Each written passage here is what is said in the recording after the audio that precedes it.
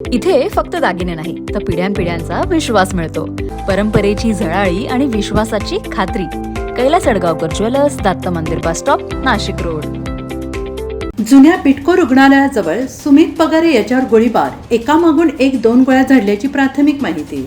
नाशिक रोडमधील जुन्या बिटको रुग्णालयाजवळ गोळीबार, सुमित पगारे पोटाला गोळी लागल्याने प्रकृती गंभीर. घटनास्थळी नाशिक रोड पोलीस ठाण्याचे पथक दाखल, कसून तपास सुरू. नाशिक रोडमधून एक हादरवून टाकणारी मोठी बातमी समोर येते. जुन्या बिटको रुग्णालयाजवळ अज्ञात हल्लेखोरांनी एका व्यक्तीवर गोळीबार केल्याची घटना घडली आहे. या थरारक हल्ल्यात सुमित पगारे हे गंभीर जखमी झालेत आणि त्यांच्यावर हल्लेखोरांनी जीवघेणा हल्ला केल्याचं प्राथमिक तपासात समोर आलंय. मिळालेल्या माहितीनुसार सुमित पगारे हे जुन्या बिटको रुग्णालयाजवळ असताना काही अज्ञात हल्लेखोरांनी अचानक त्यांच्यावर रोखून धरत गोळीबार केला आणि या हल्ल्यादरम्यान एक गोळी सुमित पगारे यांच्या पोटाला लागली तर दुसरी गोळी त्यांच्या बाजूने सुटून गेली. या अचानक झालेल्या हल्ल्यामुळे परिसरात मोठी धावपळ आणि एकच खळबळ उडाली.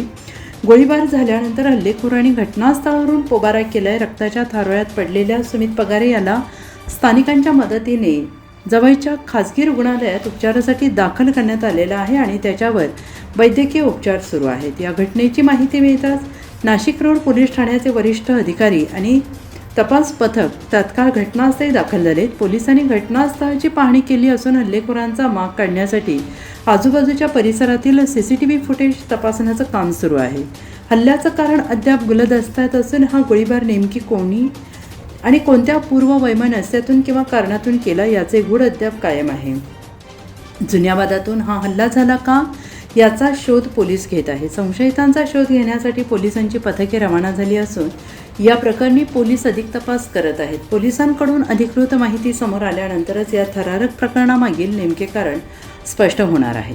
NCN न्यूजसाठी रोहन दनी, नाशिक.